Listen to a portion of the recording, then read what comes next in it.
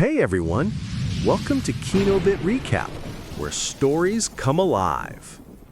Hello everyone, Tom the Movie Maniac here, and today we have Happy Death Day to You.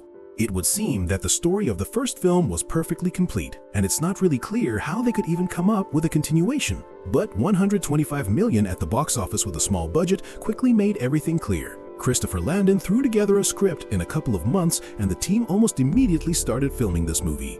Filming another simple time loop and repeated day would have been strange and probably wouldn't interest the audience anymore. So Landon decided to expand the boundaries a little and explain what the hell is actually happening, because simple mysticism is way too boring. So to the constant killing spree from the baby-faced killer, they added science fiction. And here's what came out of it. Let's watch. The movie again starts with the ringing of bells, but in the center of events now is Ryan, Carter's roommate, who was apparently exiled to sleep in the car so the others could have fun with Tree. We follow his path back to the dorm in the same style as Tree's walk to her room, with a bunch of little events. Save the planet? I don't understand. Sorry. He can't get back to his room, judging by the kissing inside the dorm. He heads to the university to his nerdy buddies. The guy is named Samar and the girl is Dre. They're excited because their scientific contraption looks like it finally worked and captured some kind of anomaly. Yesterday, at 12:01 midnight. We have no idea why it's suddenly activated, but here comes trouble. The dean, Bronson, arrives and says that because of their machine, the whole university has already had several power outages and there are no actual results from this reactor. And since it won't make any profit, their black hole device will be thrown out of here today by 6 p.m. But that's not Ryan's only problem, because someone sends him a photo taken from the hallway, and it's definitely not the dean trying to prank him. The guy steps into the corridor, which is completely empty. Looks like he's the only one studying at this university. Then he receives another picture, slowly luring him toward the dark laboratory, and it seems like someone is about to run experiments on him. He walks deeper into the storage room and soon hears a noise. Yeah, surrounded from all sides, and apparently, Tree isn't the only one who comes back to life on the same day she dies. Ryan is stunned by what's happening. He was literally just breathing inside his own body, and now he's beginning the same walk back to the dorm again. Shut up already. Ryan goes into his room, but this time he's not going to just leave. He tells the guys what happened. The day restarted when you died. A maniac in a baby mask killed me. Time to bring Ryan up to speed, and at the same time, conveniently remind the viewers what happened in the first movie. Although you could just rewatch my recap of part 1. But the whole story sounds to him like nothing more than delusion. Of course I'm still asleep. Wake up, you're shitting the bed. Tree immediately gets fired up, deciding to play ahead of the killer. Armed with a baseball bat, they head to that same laboratory. I'll handle it myself. I'm done dying. But when they open the storage room, it's completely empty. And right behind them are Ryan's buddies. And in Samar's hands, suspiciously, is that same baby mask.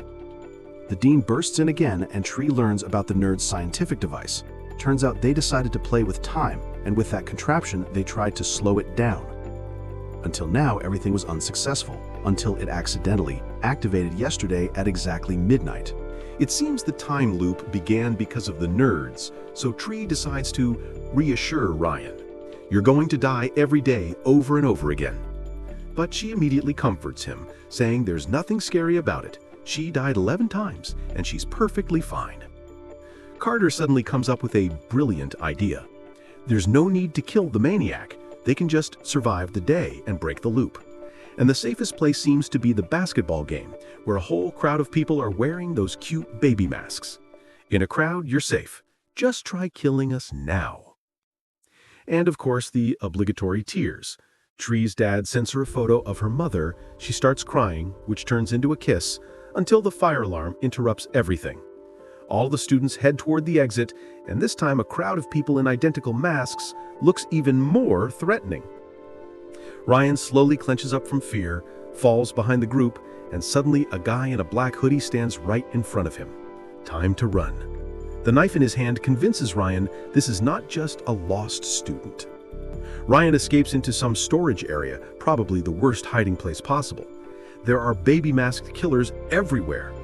He runs further down, and suddenly someone is walking right above him. forcing him to shrink back in terror. Luckily, Tree already has huge experience fighting masked maniacs, and she easily drops the guy in the mask. "You're awesome! I've been practicing. Time to see who the bastard under the mask is. And it's Ryan, just great." When he regains consciousness, the evil Ryan immediately screams, "Kill him! Kill me! Do it now!" But the Ryan from this universe refuses and decides it's time to start the machine and show who's the boss here. Right then, Ryan's buddies walk in and freak out from seeing two Ryans at once. And of course, the Dean also shows up. But none of them are able to stop the insane scientist. When the machine finally finishes charging, it releases a pulse that sends everyone flying.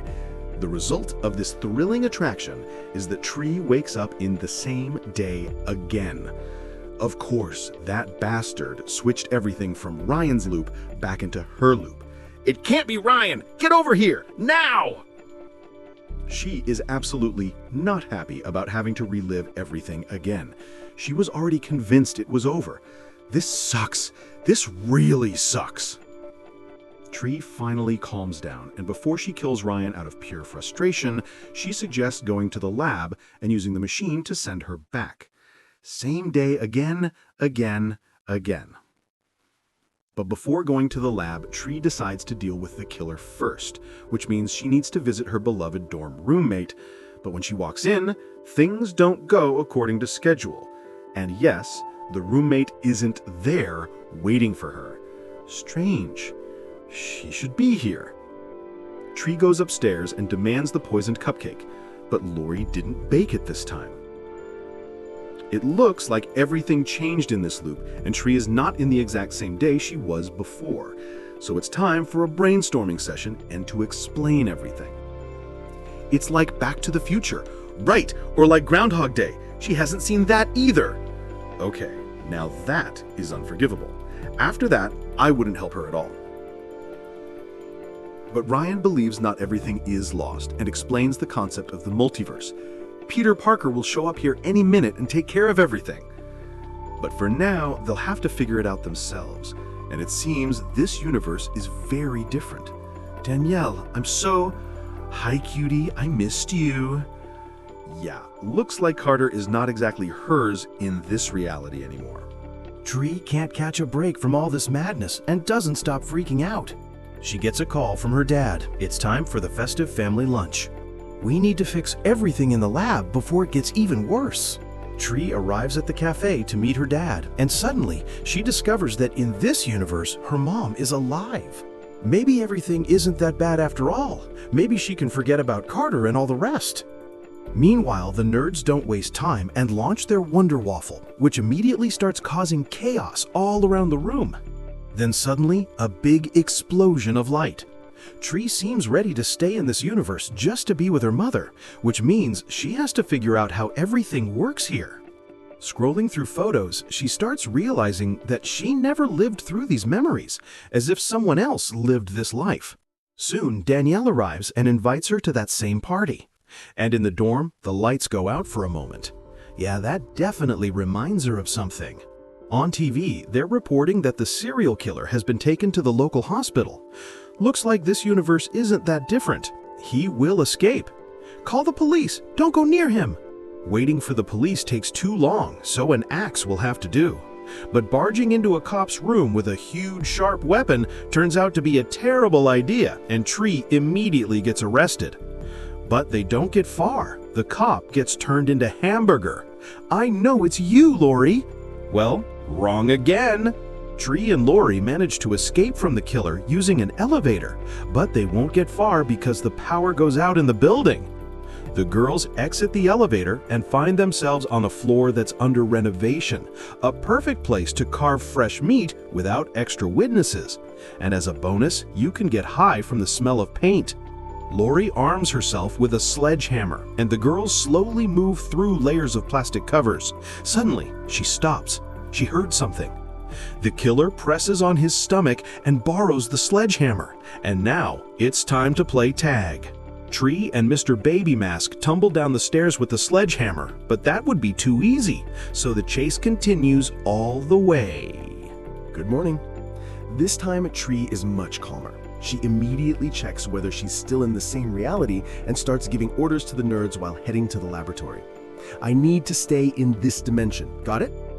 To make that happen, they need to create the correct algorithm, and that could take a lot of time. But they don't have time because the loop is time-based, which means every day resets and the nerds will start from square one again. The only advantage they have is Tree remembers everything. So all they need to do is remember what they're doing every day. Yeah, that's brilliant. The plan is simple. The nerds test a new algorithm every day, Tree memorizes the results, and by the evening she checks out early so she doesn't run into the baby masked killer. And for that, she comes up with creative exit strategies every day. She takes a bath with a hair dryer, she unclogs her own pipes with drain cleaner, she even jumps out of a plane and surprises Carter on the lawn. Seems like jealousy never sleeps. Meanwhile, she notices Greg is flirting with Lori now. But back to action, Tree decides to recreate that scene from Tucker and Dale versus Evil. Ah, college kids. And of course, the leap of faith. Except without a haystack. All these endless self-deletions start taking a toll on her, and one day she feels unbelievably awful. You hooked up with that chick yesterday and died. Tree wakes up in the hospital where Carter is waiting for her. You needed something? He knows how to make an entrance. Greg says they don't know each other, so in this universe, she has no romance with Carter.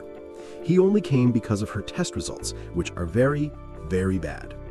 Tree doesn't care about medical charts. She realizes that in this universe, the killer is hunting Lori, and she needs to warn her ASAP.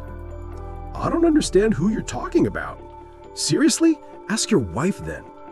Tree escapes the hospital room, and this time she doesn't bother being delicate. She knocks the cop out immediately to get herself a gun. Armed? Tree walks through the hospital and soon notices a trail of blood leading toward Lori, and behind her is the reason for that blood. Tree isn't that easy of a target and immediately fires at the killer. Who untied you? But she's not going down so easily. She blinds him with gas and escapes. Tree gathers the nerd squad in the lab, and they are shocked at how much knowledge the blonde suddenly has. She dumps on them a whole pile of information, the algorithms that worked and the ones that didn't, and now there is only one option left. And finally, it works. Ryan gives Tree a choice: stay in this dimension and break the loop here, or return to her own dimension and break the loop there. And even though in this universe Carter is with another girl, Tree decides to return because she didn't spend much time with him here, and her parents mean more. Ryan accepts her decision and starts powering up the device, but suddenly the whole system shuts down. The computer is having issues. Looks like a virus. Did you watch porn on the lab computer again? No. Fixing everything will take 6 hours, so it's time to hide somewhere safe before the baby-masked killer shows up. Carter decides to talk to Tree. If she breaks the loop immediately, people will die and no one will save them. But Tree isn't willing to go through endless deaths again and chooses to be selfish this time. She already had to make the impossible choice between her boyfriend and her mother. You can't change events like that. You can't live someone else's life. Tree, I don't know, maybe it's worth trying for a life like that. She could win Carter in this universe too, she knows that. Danielle only uses him for grades and other nonsense anyway. Tree goes to her parents and she's clearly feeling horrible. Take me as far away from campus as you can, just help me. Meanwhile, Ryan finally finishes the programming part and the machine is ready to break the loop. Tree drives away with her parents and her mom starts reminiscing about little things from Tree's childhood, but Tree remembers none of it, making her realize even more that this life is not hers. Meanwhile, Carter decides he won't just sit back and watch and heads to the hospital to save Lori from the masked killer. But the killer is already there, ready to start a bloody massacre. Tree and her parents stop at a hotel. Seeing her daughter's condition, the mother decides to talk. What the hell is going on? Tree immediately tells her about the painful choice she has to make. The past holds us tightly, but the future has countless possibilities. Tree turns on the news and learns that the killer has already gotten to Lori and Carter, who tried to save her. She instantly calls Ryan to stop everything, but he's in the middle of the launch and can't interrupt it. There's no other choice. Tree gets in the car and floors the gas. But she realizes she won't make it on time to save them, so she has to change tactics. She presses the pedal to the floor and drives straight into the power station. This is the last time I die for you. This time, the girl is certain. She needs to go back. But before that, she has to settle everything. First, Tree goes to Lori, but instead of accusing her this time, she simply tells her, "Every new day is a chance to become better. Take care of yourself." Next, she visits Danielle, apparently to wish her and Carter lots of love. But stepping out of the shower is definitely not Carter. Awkward. And finally, it's time to visit her parents to say goodbye to her mom. An ocean of tears, snot, emotions. I'm already too big for this. You'll always be my little girl. The cake on the table, and their chapter comes to an end. Finally, it's time for the launch. Tree decides to say goodbye to the nerds. Even though they've only known her for a few hours in this universe, she has spent a lot of time with them. Enough with the drama, fire up the electro thing. Electricity blasts throughout the room. Suddenly, don't you dare turn that thing on. Shut it off now. And the unplugged cable cancels the entire launch. Looks like the Dean suddenly changed his plans. He was supposed to check on the team only the next day. One would think, just restart the day and do it all again. But Tree is clearly exhausted from doing this over and over. I don't know how many lives I have left. Maybe this is my last one. So Tree suggests a new plan. Steal the machine back from the Dean. And in classic heist movie style, the group draws up a plan on the board, and after coordinating every detail, they begin. First up is Danielle, who always dreamed of becoming an actress, so that's exactly what she's going to do. Pretending to be blind, she puts on a dramatic performance, causing chaos and distracting the Dean. In the confusion, she gives the keys to the team, who sprint to the room where the Dean hid the device. Meanwhile, Danielle gives her absolute best performance, even beating the Dean with a stick when he only wanted to help her grab her keys and escort her out. 3 hours remain, but now the device has to be reconnected from scratch. Damn, Lori will die if we don't do something. Tree asks Carter to stay in the lab while she goes after Lori. First stop, she borrows a cop's gun at the hospital. The killer! Call backup! Now! Maybe she should have clarified that she's not the killer because, as far as I know, in the US they don't really show mercy to people pointing guns at police. But whatever. Tree heads straight for Lori, and Lori listens surprisingly well under pressure.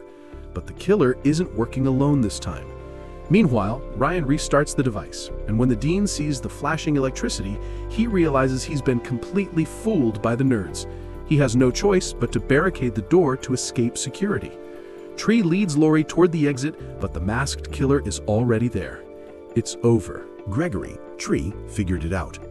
She realized Greg's wife found out about the affair, and that's why the professor decided to get rid of his lover. The cops are already on their way, but it's not that simple.